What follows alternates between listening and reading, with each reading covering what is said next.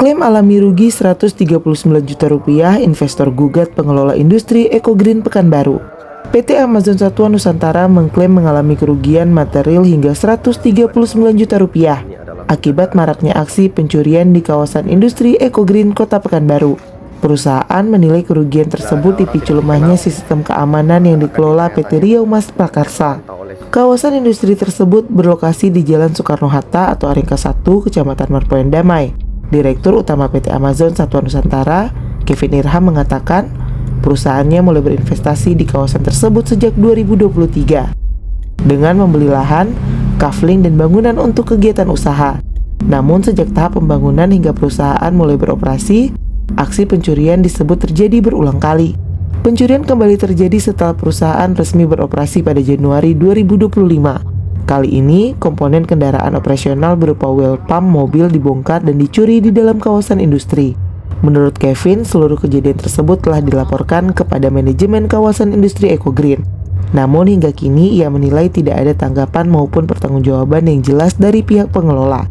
Atas kejadian tersebut, PT Amazon Satwa Nusantara juga telah melapor ke Polsek Bukit Raya dengan nomor laporan polisi LP-4-2025-SPKT-SPKT-Polsek Bukit Raya tertanggal 11 April 2025. Namun proses penyelidikan tidak berlanjut karena kamera pengawas atau CCTV di kawasan industri diketahui tidak berfungsi.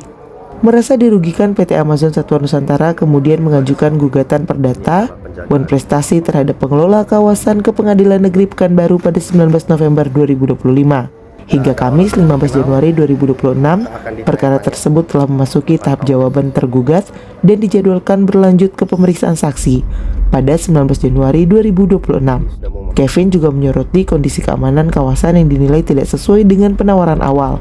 Dalam brosur pemasaran, Ecogreen disebut menjanjikan pengamanan 24 jam dan CCTV aktif.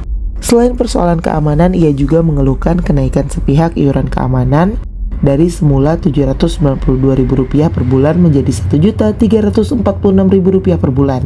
Total biaya keamanan yang dibayarkan disebut mencapai Rp58.608.000 per tahun. Tak hanya itu, tarif air bawah tanah di kawasan industri tersebut juga diklaim hampir setiap bulan mengalami kenaikan hingga 30% tanpa kejelasan dasar perizinan.